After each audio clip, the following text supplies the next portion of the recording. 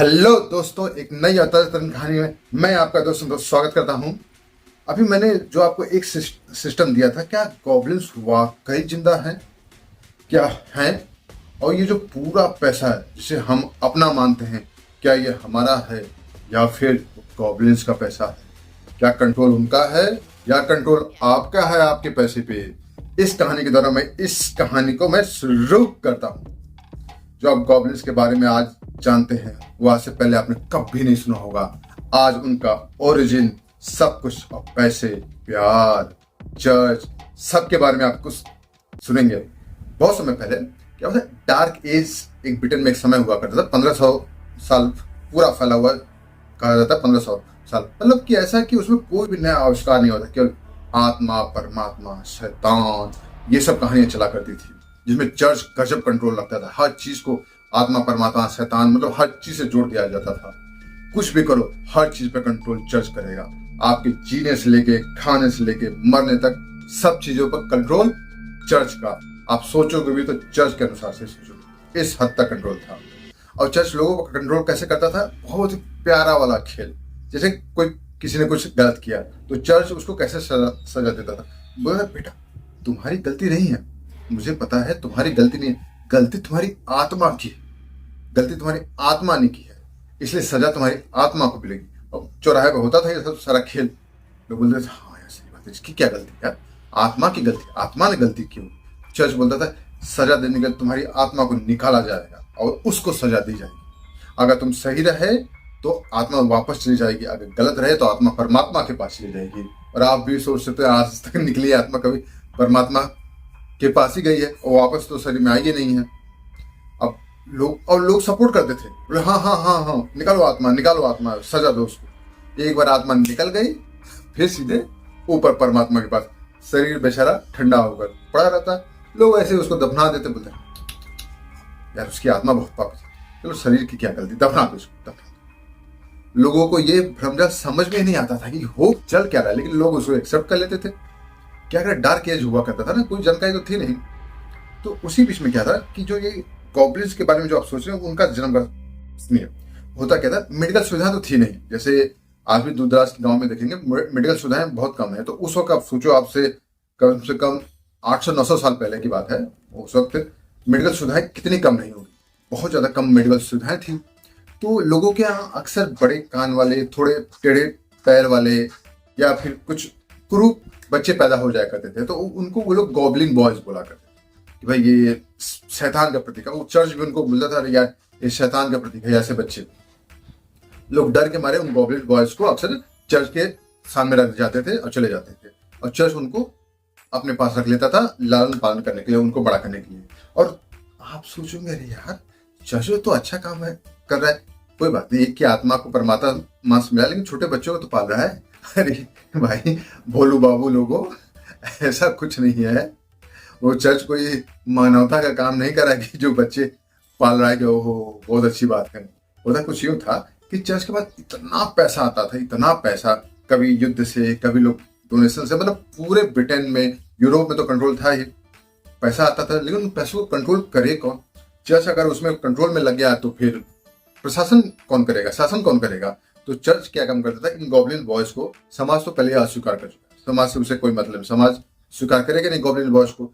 तो उन बॉयज को बढ़ा करके, पढ़ा लिखा के पैसे का प्रबंधन यानी मनी मैनेजमेंट सिखाया करता था। और ये तेज भी हो जाते थे भाई, जिसी को आप सिखाओगे पैसे के बारे में, और जिसे समाज से कोई अब कोई मतलब ही नहीं रहा, समाज उसको त्याग चुका है, उसके लिए केवल चर्च है।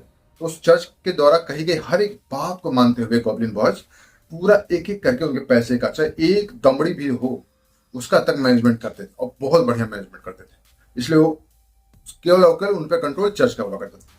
चर्च उनको पैसे का काम सौंप देता था, अपना फ्री हो जाता था, अपना शासन प्रशासन का काम देता था, आत्मा को परमात्मा से मिला दिया करता था, और गॉब्लिन बॉयज अपना काम करते थे। और लोगों को लगता था कि वाह चर्च तो देखो कितनी मानवता का काम कर रहा है।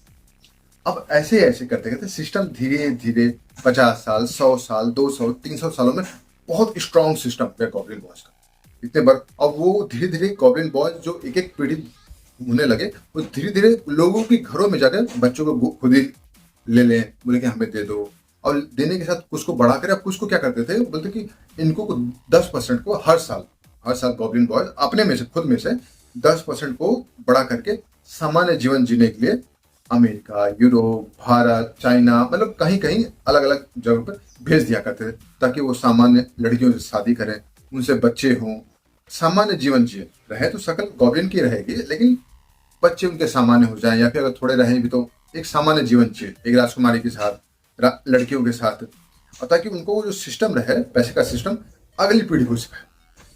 वो सिस्टम देखिए कैसे वो लोग कर रहे हैं।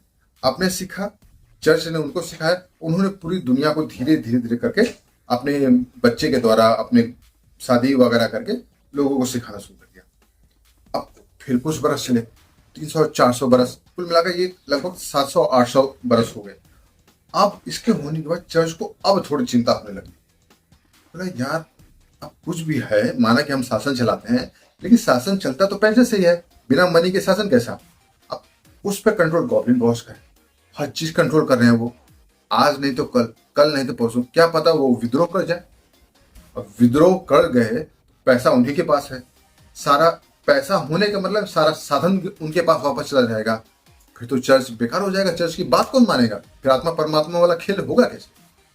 अब चर्च ने गॉब्लिन बॉयज के जो सारा पैसे जिस तरह से मिलते थे, चर्च देता था, राजा देता था, वो सारा सिस्टम कट कर दिया। मतलब काटो इसको, सारा सिस्टम काटो, इनको कोई पैसा नहीं देने की जरूरत है, हम पैसा खुद मैनेज करेंगे। अब उन्होंने काट तो दिया, उनको लगा कि यार सिस्टम काट दिया, 10-20 बरस में खत्म हो जाएंगे सब, लेकिन ऐसा कुछ भी नहीं। गॉब्लिन बॉयज के पास अभी भी पता नहीं कहां से पैसा आ रहा है। चर्च दे नहीं रहा है, राजा दे नहीं रहा है, फिर भी उनके पास पैसा आया जा रहा है, और वो धीरे धीरे आगे भी बढ़ रहे हैं। अब चर्च को चिंता होगी, यार इनके पास पैसा आ कहां से रहा है, ये चोरी करते नहीं, डकैती करते नहीं, युद्ध करते नहीं, कोई बिजनेस करते नहीं, तो पैसा आ कहां से रहा है। अब चर्च आ गया धमकी वाले मूड, दूसरे मूड पे। उसने अपना एक रिप्रेजेंटेटिव भेजा, बोला देखो गॉब्लिन बॉयज, तुम्हारे पास जो पैसे का सिस्टम है तुम हमको बता दो, हमको बता दो कि हम तुमको कुछ नहीं बोलेंगे, अगर नहीं बताओगे हम तुम सबको खत्म कर देंगे, पूरा तुम्हारी पीढ़ी दर पीढ़ी को खत्म कर देंगे। चर्च पावरफुल तो था ही, ऐसा तो है नहीं कमजोर हो गया हो। गॉब्लिन बॉयज भी थोड़ा सोच में पड़ गई, यार अगर ये चर्च से टक्कर ले लिए तो ये तो हमको खत्म कर देगा। वो इस शर्त पे मान गए, ठीक है आप अपना एक रिप्रेजेंटेटिव यानी प्रतिनिधि भेजो, हम उसको अपना पैसे का सिस्टम बता देंगे, उसके बदले में चर्च से एक आश्वासन मिल जाएगा कि चर्च हमें खत्म नहीं करेगा। ठीक है, प्रतिनिधि गया उनके महल में गया। अब महल क्या था भाई, उसके आगे राजाओं के राजा का महल फेल, 10 किंग का महल एक तरफ और गॉब्लिन बॉयज का महल एक तरफ। भाई शुद्ध सोना, एकदम टिट्टो शुद्ध सोना, अंदर से हीरे की परत, जो बड़े बड़े पिलर होते हैं ना, मतलब आप समझो पिलर क्या, आप सोचो मेरा हाथ ये है, ये कम से कम 5 फुट के 5 या 5.5 के आसपास मेरा हाथ होगा। ठीक है, अब इसका डबल करके खंभे बने हुए हैं, यानी 10-10 फुट मोटे खंभे, जिनको आप ऐसे हाथ से पकड़ भी नहीं सकते। अब उसके अंदर सोना जड़ा हुआ, हीरे मोती जड़े। अब ऐसा गजब, रिप्रेजेंटेटिव सोचा यार इतना पैसा इन सबके पास है, ये कहां से ले आए इतना पैसा। पहले तो गॉब्लिन बॉयज हिचके, बताने का मन नहीं था, लेकिन उनको डर भी था कि नहीं बताएंगे मार भी डालेंगे ये सब। बोले ठीक है हम तो आपको बताते हैं। वो थोड़ा उनको और आगे लेकर गया। आगे थोड़ी एक मलिन बस्ती थी, मतलब पुरानी जैसे ब्रिटेन वगैरह में होती है ना, पुरानी बस्ती टाइप की बस्ती में लेकर गया। अब बोला कि ये, तब उसने बोला कि ये जो पूरे लोग दिखाई दे रहे हैं, ये जो आपको इधर उधर इधर उधर दिख रहे हैं, ये सारे लोग हमारे कस्टमर है। चर्च वाला बोला कस्टमर है मतलब, ये सारे लोग जो बस्ती वाले हैं, गरीब बस्ती वाले, सारे लोग तुम्हारे कस्टमर है। बोला हाँ कैसे। बोला देखिए ये लोग हम लोगों को 7% पे मतलब एक तरह से आरडी फिक्स पैसा करने के लिए 7% पे हमको हमारे यहाँ पैसा जमा करते हैं, हम इसके बदले इनको 7% पे देते हैं। ठीक है आप पैसा जमा कर दो बस्ती वालों, हम 7% पे आपका पैसा बढ़ा कर देंगे। लेकिन जब यही बस्ती वाले हमसे लोन लेने के लिए आते हैं, तो हमें इसे 4 गुना यानी 28 से 30% पे इनको ब्याज देते हैं। 7% पे तो ये जमा करते हैं, लेकिन हम इनको ब्याज 28 से 30% पे देते हैं। और ऐसे ही हमारा सिस्टम काम करता है, ब्याज के बदले ब्याज का सिस्टम चलता है। अब रिप्रेजेंटेटिव सोचा यार ये तो मुझको इसने एक बस्ती दिखाई है, ऐसे ब्रिटेन में सैकड़ों बस्ती है, पूरे यूरोप में हजारों बस्ती है, पूरी दुनिया में लाखों करोड़ों बस्तियां होंगी, आपने इन करोड़ों बस्तियों से इसका पूरा सिस्टम जनरेट है और ये पूरे करोड़ों बस्तियों से पैसा उठाते हैं। अब उतनी बस्तियों से पैसा उठाएंगे रेट ऑफ इंटरेस्ट पे तो कितना अरबों पैसा हो जाएगा। ये तो चर्च सोचा भी नहीं था कि उसका दिमाग हिल कर आ गया कि यार इतने सालों में ऐसा सिस्टम इन्होंने जनरेट कर दिया। हम इनको लल्लूपन जो समझते थे कि यार ये छोटे कद के हैं, कुछ नहीं कर सकते गॉब्लिन, और कहां से कहां तक सिस्टम जनरेट कर दिया। अब भागा भागा यार रिप्रेजेंटेटिव चर्च को बताया कर गया ऐसी ऐसी बात है। अब ज्यादा ताकतवर हो चुके हैं, ऐसा तो चलेगा नहीं। अब चर्च फंस चुका था अपनी बातों में।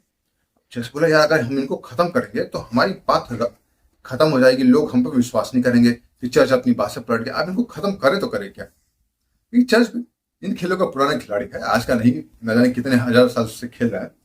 चर्च ने क्या काम किया, पहले तो बदनाम करना शुरू किया जनता के बीच में गॉब्लिन बॉयज को, अरे शैतान है शैतान है शैतान है।